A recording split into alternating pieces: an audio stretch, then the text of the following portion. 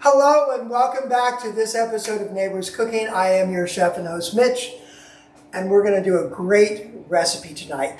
Last week we had this amazing show. We had Devin Green, Mrs. Betty Bowers on the show, doesn't cook, and we had such an amazing time. I enjoyed meeting her husband, and we also had Crystal and Jeff Howe over, and of course my camera guy who's always here every week, Joe. Hello, Joe. Hello. How are ya? I'm good. Good. I understand I have to send a quiche back with you tonight. Yes, we're watching the dog. We're watching Benny, so Josh says you got to bring a quiche. So Josh is his partner, and he never comes.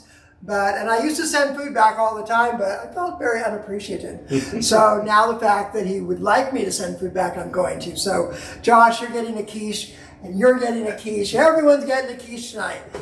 So let's talk about what we're going to make tonight. Originally, I was going to do a regular cheese quiche, but I got to thinking back to the days when I was in culinary school, and we were given a lot of different ways to make quiche. So I'm going to show you a very French way of making a quiche that has no cheese. Don't be shocked. Quiche can be made without cheese. So where did quiche come from? Joe, where do you think quiche came from? I have no idea. Well, that's a good answer. Most people think it comes from France. It was actually developed in the 1600s in England. And then it eventually moved out into Europe, and it became lots of different types of recipes to make quiche. It was really a budget meal. It really is a simple meal. It contains eggs, it includes cream, and then it has whatever else that you plan on putting into your quiche. So I'm going to go over the recipe, what we're going to make tonight, and it's going to seem a little odd, but I promise you it's going to be delicious. So let's have a look at the ingredients. What we're going to need for this is, first of all, you're going to need a pie crust. Now, I could tell you that I made this, but I would be lying to you. So I went out and bought pre-made pie crust. It's easier, but if you want to make pie crust, I can tell you how to do it. You're going to use flour, you're going to use butter, you're going to be using ice water, you're going to mix it in a blender with a pastry attachment, and then you're going to roll it out, and it's a lot of work. And I'm all about simplicity in the kitchen. There's great things you can buy. So this is a Marie Callender's crust that I've already purchased. What you're going to do with this is you're going to let it defrost for about 10 minutes outside of the freezer. You're going to prick it with a fork all over the sides, all over the bottom. And the reason you do that is because you don't want to have the pastry or the pastry separate and blow up.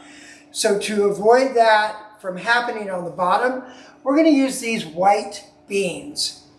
And they're just white beans. You buy them at the grocery store, and you're going to pour them into the bottom of your pan, of your pastry.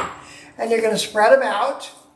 And in this case, the manufacturer says put it in for 400 degrees for 20 minutes. So that's what you're going to do. You're going to put that into the oven at 400 degrees for 20 minutes. When it's done, you're going to get this beautiful pie crust that's already done. And the reason we're cooking this in advance, so when you read quiche recipes, you will find recipes that just tell you to put the mixture inside of the uncooked crust. What you end up with is this soggy bottom crust that's kind of chewy, and it's not got that crispiness and that flakiness that you want in a quiche. So that's why you put the beans in, you cook the crust almost completely, then you pull it out, you let it cool, and then you make sure you take all the beans out. If you don't take the beans out, someone's breaking a tooth. All right? So make sure you take all the beans out. So that is how you start the preparation for your crust. What are the beans for? The beans stop the pastry from getting puffy, and so it's just to keep it all in one shape. Thanks for the question. So we've got our crust made. It's been in the oven. We've pulled it out. We've let it cool, and we've taken all of the beans out. So you can still kind of see the bean impressions in the pie. That's okay. It's not completely cooked. So all I did was get it almost cooked.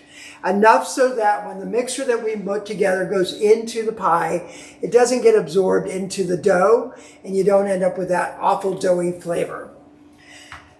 So there's our pie. So what's going to go into this? First things first, we've got to get our onions going because that is probably the hardest thing to get cooked. So we're going to take 2 white onions. Let me get my pan turned on over here. I'm using my cast iron skillet, and what we're going to do is we're going to caramelize these onions. So to caramelize onions, the best onions to use are yellow onions. If you use the red onions or the purple onions, they don't caramelize as well and they get a little bit soggy. Everything that we're putting in this pie, even though we're creating a mixture, a moist mixture, we don't want to add an unnecessary amount of moisture into the pie. So can you put it into raw dough? You can, but you're going to end up with that doughy underneath, and it's not going to be very good, and it's not going to store well if you're going to serve it. So I'm using my mandolin. You can use your knife if you want to, and you're just going to, oops, there we go.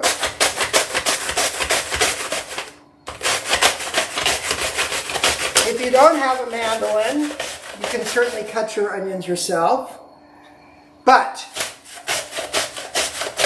there's a reason they give you this little tool, and it's so that your finger doesn't go through the mandolin and you end up missing a finger. So we're going to do 2 onions in this recipe. And it's just a more efficient way to cook, to cut, right? All right. And it's got this little thing on it that helps you push the onion through. Don't worry about it if you got a little bit of extra, it's not a big deal. But you end up with all your onions the same size, the same width, so they all cook the same way. In our pan over here, we're going to put our olive oil, a couple tablespoons, and we're going to let that get hot. While it gets hot, I'm going to put a little bit of salt, not a little bit, quite a bit, on our onions. And the reason you put salt on the onions is because it pulls out the moisture, because we don't want super moist onions going into our pie and making it all doughy. So we're going to take those, put them into our pan.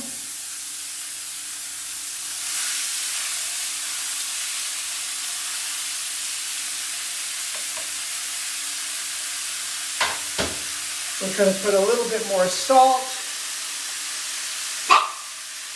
And I'm going to kick Benny because he's in my kitchen. Go on out of my kitchen, Benny. And we're going to let those start to caramelize. And when I say caramelize, I mean we're going to get that brown caramely look on them.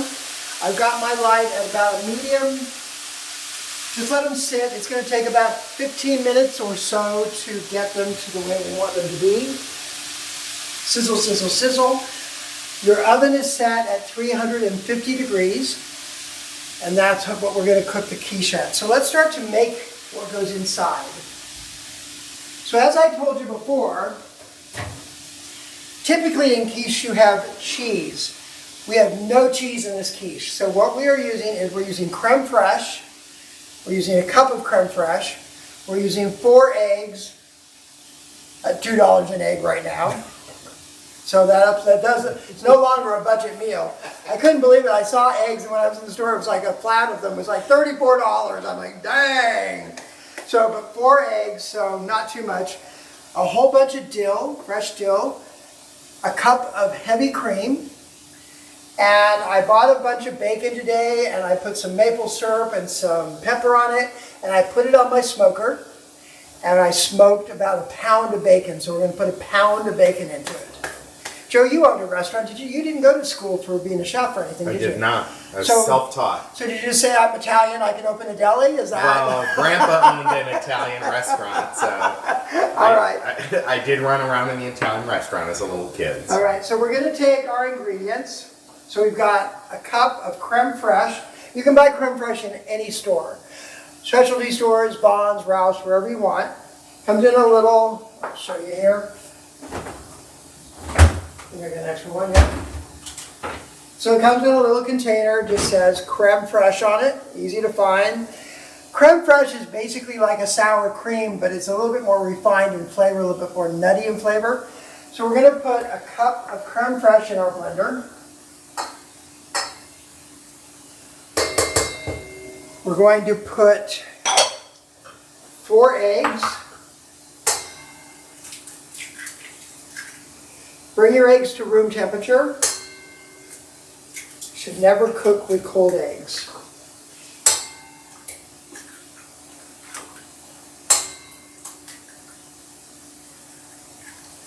And no, I can't crack eggs with one hand, just in case you're wondering. That is a talent people spend a lot of years mastering for no particular reason, except to show that they can do it. The next thing we're going to put in is our half a cup of heavy cream. You could use milk, you could use half and half, whichever you want. It's just a calorie thing at that point. And then I've got this pound of bacon. Now I put it out on my smoker for about 20 minutes at 350 degrees, smoked it up, and you're just going to cut it up into healthy sized pieces, all right? No bacon bits in this recipe. All right. So we're going to leave that there. I'm going to take our mixture and I'm just going to blend it together for a second. A quiche is basically a custard. So we're basically creating this custard that's going to go into the pie.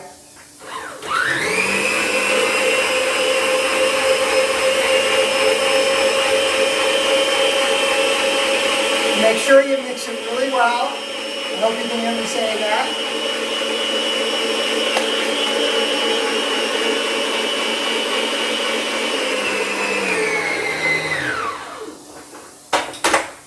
There we go. All right. So now we've got basically what looks like probably a pancake mixture, kind of.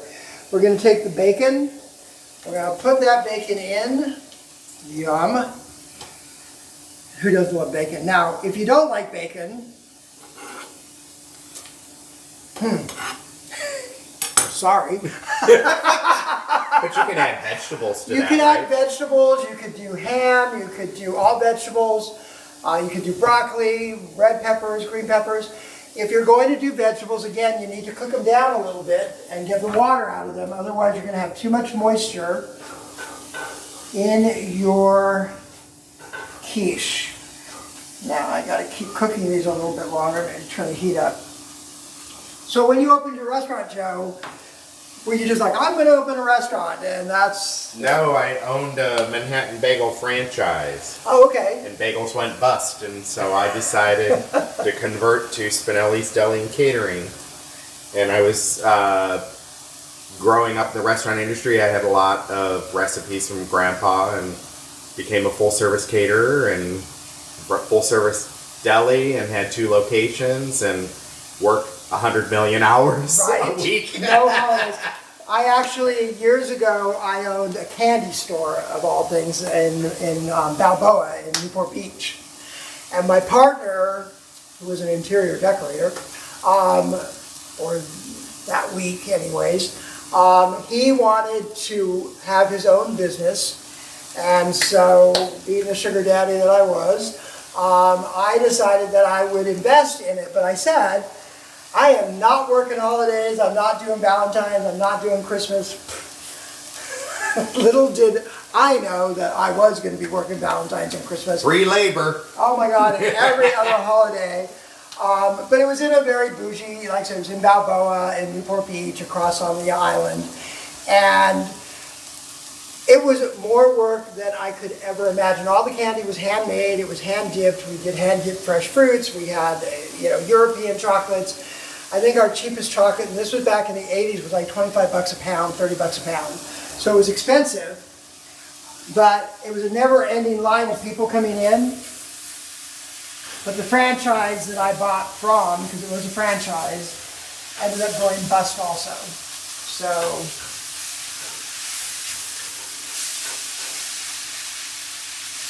So I know a lot of you haven't heard of quiche without cheese.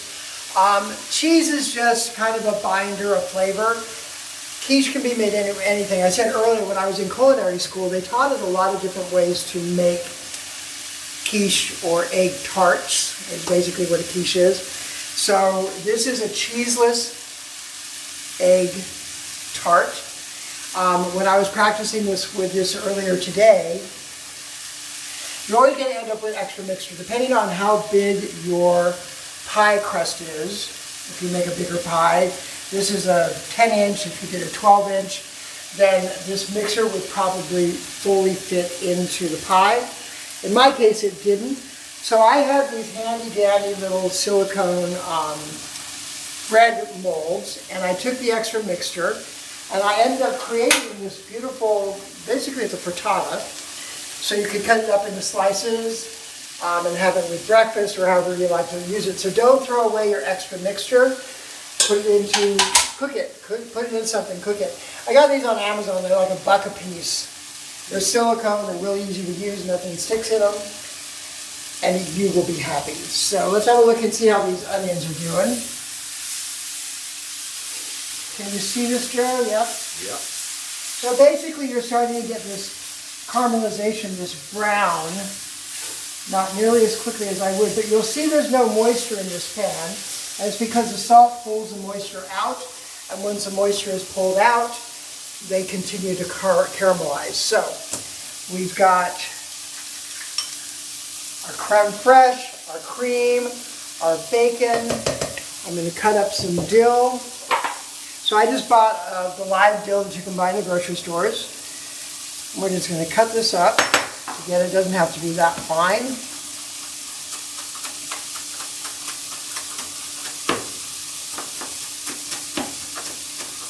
Lots of dill. So you're getting a savory, and you're getting the sweet, and you're getting this nice dill. We're going to put that into our mixture. My onions look really nice, really brown.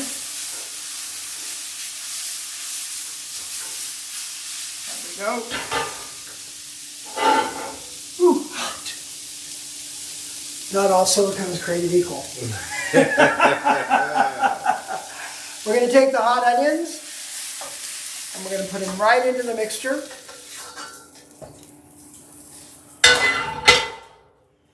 And you're going to mix all of that together. There we go. And then we're going to take our pie and we're going to put it into the pie.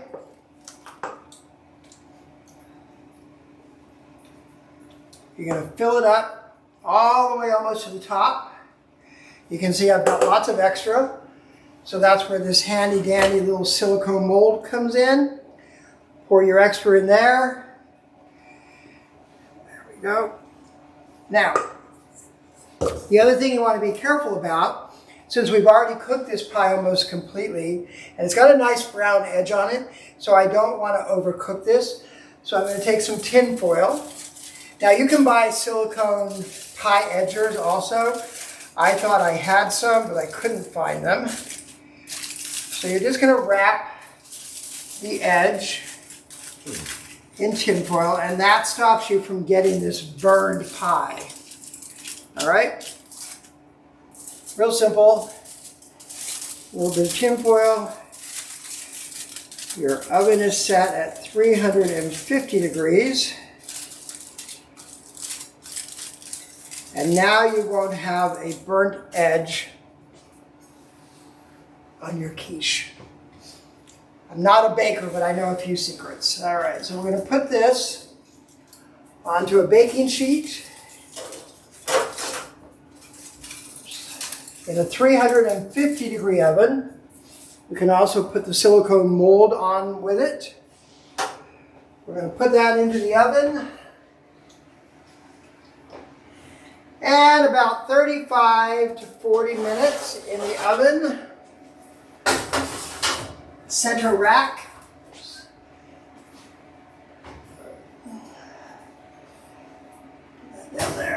Whoops. That didn't work. All right, put that over there. Set your rack. Set your timer, 35 minutes. Oops. There. 35 minutes. And when we are done, and we pull our quiche out, this is what we end up with. Bam. Beautiful. Doesn't that look beautiful? Mm-hmm. So let's cut a slice. And I'll let Joe be the taster today.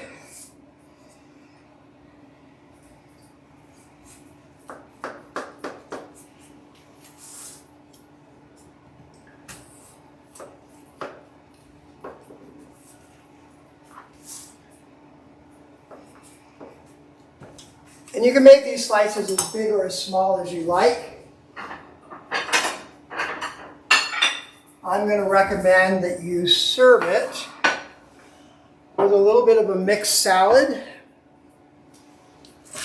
So I've just taken a spring mix here. Put on the plate. I've got a little bit of a lemon dressing that I made. So this is just basically lemon juice, oil, salt, pepper, and some Italian spices. We'll just drizzle it over the top of that so it's very light. A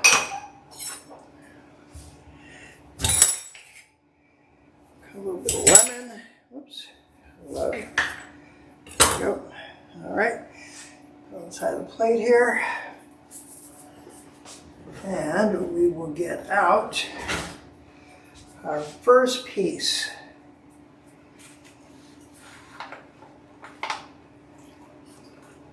So if you can see this, it's just the way a quiche should be. I'm going to put it on the top here, a little broken off piece.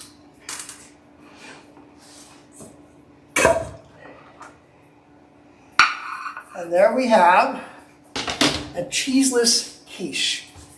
So Joe, come around. All right. Which camera do you have on? Hold on there. Put on the right camera. Take your bite. Okay. Here we go.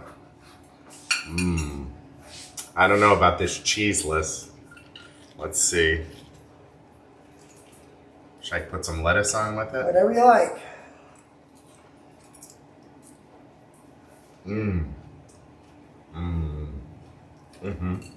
It's light. Oh yeah, it's really light. Isn't it light? I'm gonna go have dinner. Delicious. So Josh, that is Joe approved. Now the other thing that we made was this little frittata. Same thing, you could cook this and then you can cut it up into little bites. Serve it on some toast.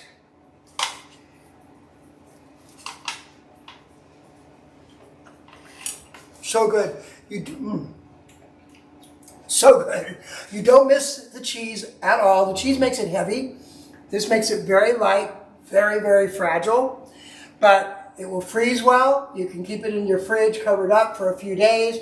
You can eat it hot. You can eat it cold. So whatever way you like it is the way you can do it.